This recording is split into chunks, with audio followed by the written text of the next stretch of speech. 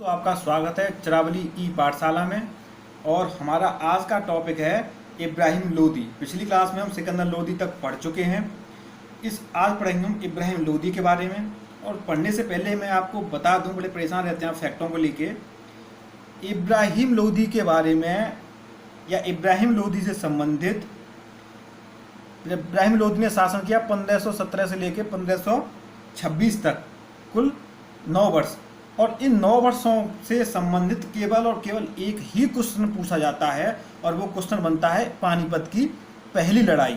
वो पानीपत की पहली लड़ाई से अलावा इस इब्राहिम लोदी से संबंधित कोई भी क्वेश्चन अभी तक ज़्यादातर एग्जाम में नहीं पूछा गया है। तो अब हम पूरे अगले जो क्लास पूरी होगी, बस हम उसमें भूमिका बनाएंगे कि पानीपत की पहली लड़ाई कैसे हुई। अब नजर डालते हैं पानीपत की लड़ाई की भूमिका के बारे में।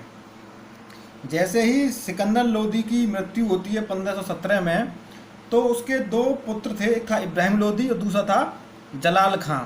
जैसे मैंने बताया कि ये पूरा लोदी वंश अफ़गानी थे।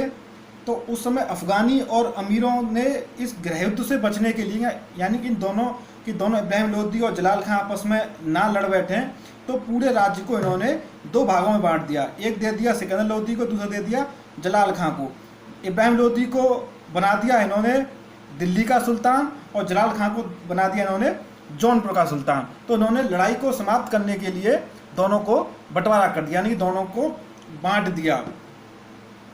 लेकिन ये इब्राहिम लोदी बहुत महत्वाकांक्षी था। इसको कोई पसंद नहीं था, इसको केवल और केवल अपने आप को ही पसंद करता था। ये चाहता था सब पे मेरा ही राज्य हो जाए। तो इसी महत्वाकांक्षा को उसने बढ़ाने के लिए सबसे पहले इसने जो शक्तिशाली जो सरदार थे, जो उस समय बहुत महत्वपूर्ण भूमिका निभा रहे थे इस सल्तनत में, सबसे पहले तो उनका दमन किया इसने। उसके बाद इसने दमन करने के बाद दिल्ली की जनता में ये काफ़ी अप्रिय हो गया था।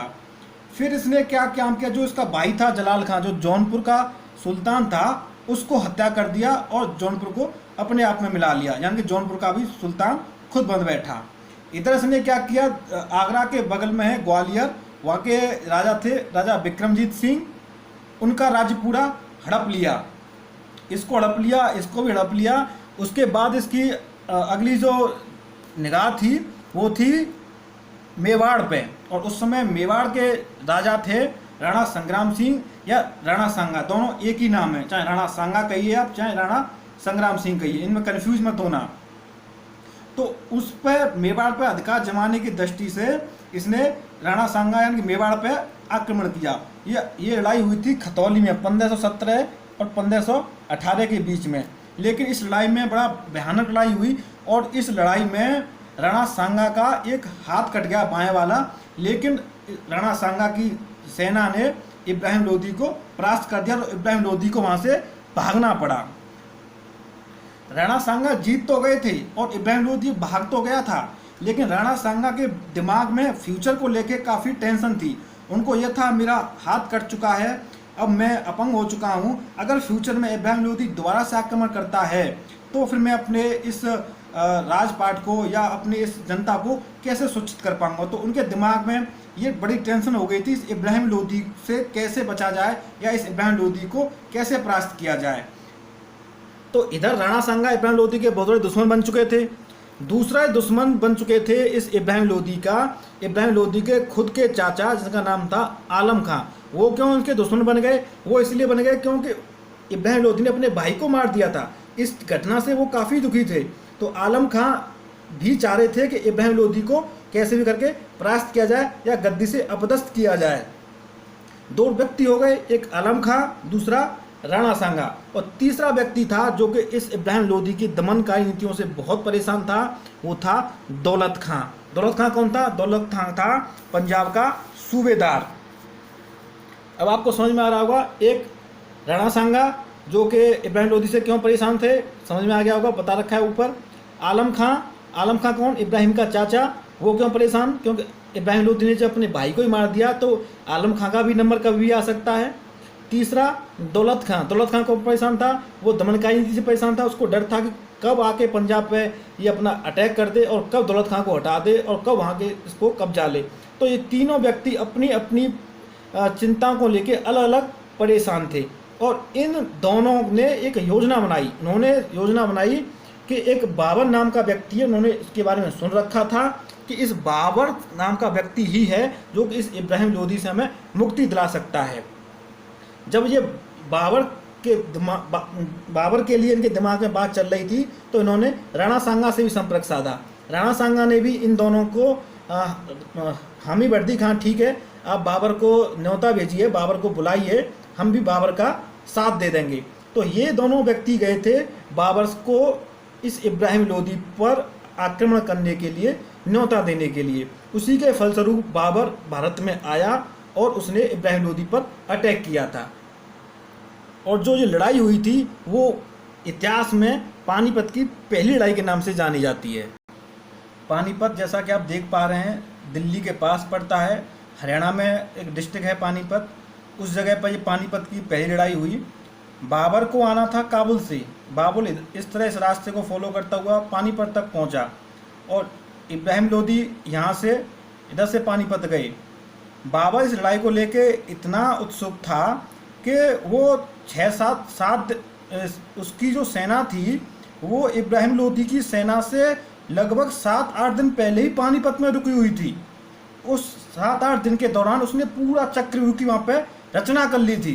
पूरे अपने उसमें गड्ढे वड्ढे खोद खाद के जो भी उसको वहाँ पे बनाना था उसको उस जगह में तैयारी करनी थी। 7 दिन के अंदर उसकी सेना ने पूरी तैयारी पहले से ही ऑलरेडी कर रखी थी। और उसके बाद पहुँचती है वहाँ पे इब्राहिम लोदी की सेना। 21 अप्रैल 1526 को जब इब्राहिम लोदी की सेना पहुँचती है और पानीपत का प्रथम युद्ध प्रारंभ होता है, उससे 6-7 दिन पहले यानी कि 13-14 अप्रैल को ही बाबर की सेना ने वहाँ पे अपने बंकर पूरे सेट कर लिए थे। जब इब्राहिम लोदी की सेना आती है, इब्राहिम लोदी की सेना बाबर की सेना की तुलना में बहुत ज़्यादा विशाल थी। उसके बाद भी इब्राहिम लोदी की हार हुई। उसकी हार क्यों हुई, उसके कुछ कारण थे। एक तो जो बाबर की सेना थी वो पूरी सुसंगठित थी। देख आपने जिस तरह से देखा वो पूरा नियम से चल रहा था। जहाँ पर लड़ाई करनी है लड़ाई की जगह को भी खुद डिसाइड किया कि हम यहीं पे आके रुकेंगे, यहीं लड़ाएंगे। और वहाँ उस जगह पर अपने बंकर पूरा सेटिंग कर लिया, पूरा फुल कि आगे किसको जाना है, पीछे किसको जाना है। इब्राहिम लोदी केवल और केवल जोश में ही थे, हमारे पास बहुत सेना है, दिल्ली के सुल्तान हैं, जाएंगे बाबर को जाके कौन बाबर कहाँ का बाबर भगा देंगे। इसी घमंड में ये मारे गए। जो उसकी तुलना देखा जाए तो बाबर सुसंगठित था, उसके पास तोप खाना था इम्पोर्टेंट, उसके पास कुशल व्यूह रचना थी। जैसा कि आपने बताया पूरा उसने बंकर पहले से सेट कर लिए वहाँ पे, और किस तोप को कैसे मारना है, क्या करना है। तुगलकमान नीति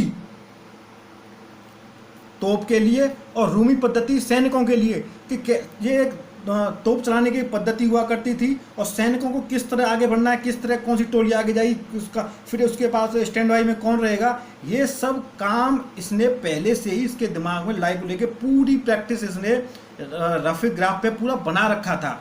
और इब्राहिम लोदी साहब पूरे घमंड में भरे बैठे थे, जाएंगे मार देंगे। तो इस तरह कई सारे कारण थे जिन कारणों की वजह से इब्राहिम लोदी की हार हुई थी। एक क्वेश्चन इससे संबंधित पूछे जाते हैं, ये नीति पूछी जाती है तुगलकमान नीति का प्रयोग बाबर ने किस लड़ाई में किया, वो पानीपत की पहली लड़ाई में किया, इसको हल्के मत लेना। दूसरा उसके तोपचियों का नाम पूछ लिया जाता है, इसके तोपची कौन से, तो इसके तोपचियों का नाम था उस्ताद अली और मुस्तफा। किसके तोपची, बाबर के तोपची। अंततः क्या होता है कि इस लड़ाई में इसके बाद इब्राहिम लोदी पराजित होके मर जाता है। और ये इस तरह पूरे दिल्ली सल्तनत का अब तक आपने देखा होगा कोई भी सुल्तान नहीं था जो कि रणभूमि में मारा गया हो। अगर क्वेश्चन आपसे पूछा जाए कि कौन सुल्तान जो रणभूमि में मारा गया, तो वो था इब्राहिम लोदी। और इब्राहिम लोदी से संबंधित जो भी प्रश्न आएगा वो पानीपत की पहली लड़ाई से ही आएगा। तो अब इस तरह आपका लोदी वंश के साथ साथ पूरी दिल्ली सल्तनत का अंत होता है। और उस दिल्ली सल्तनत के अंत के बाद आपके होती है मुगल काल का शुरुआत।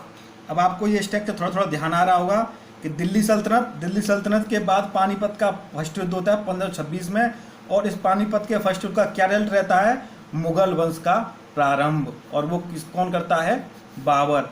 तो आगे अब हम दिल्ली सल्तनत का अंत करने के बाद थोड़ी सी इस कालखंड को रोकेंगे और बीच में अब हम स्टडी करेंगे एक तो दिल्ली सल्तनत से संबंधित जितने भी फैक्ट हैं, राजनीतिक व्यवस्था या उनकी जितने भी आर्थिक व्यवस्था, प्रशासनिक, सामाजिक, सांस्कृतिक जो भी व्यवस्थाएं उन पर 2 क्लास करेंगे, और फिर अगली हमारी क्लास उसके बाद हमारा अगला चैप्टर रहेगा सूफी और भक्ति आंदोलन। सूफी भक्ति आंदोलन जैसे ही खत्म होगा 2-3 क्लासों में, उसके बाद हम उन प्रांतीय राजवंशों पर नज़र डालेंगे जो कि दिल्ली सल्तनत के समय पर स्वतंत्र हो गए थे। उसके बाद फिर हम आएंगे मुगल वंश पे, उसके बाद फिर मुगल वंश को कंटिन्यू करेंगे। जब हम दोबारा से मुगल वंश को स्टार्ट करेंगे, जब बाबर से पढ़ना स्टार्ट करेंगे, क्योंकि ऑब्वियसली बात है बाबर को स्टार्ट करेंगे तो बाबर को स्टार्ट पानीपत की लड़ाई से करना पड़ेगा, तो पानीपत की लड़ाई को एक बार फिर हम दोबारा से फिर रिवाइज करेंगे। और जो 1-2 फैक्ट यहाँ पे छूट गए होंगे, किसी की नज़र में आ रहा होगा, तो उन फैक्टों को हम बाबर का जब चैप्टर कर रहे होंगे वहाँ पे कंप्लीट कर लेंगे। तो चलिए अब क्लास ख़त्म करते हैं आज की, और फिर अगली क्लास में मिलते हैं जो दिल्ली सल्तनत से संबंधित जो व्यवस्थाएं हैं, प्रशासनिक, सांस्कृतिक, सामाजिक, आर्थिक, उन पे।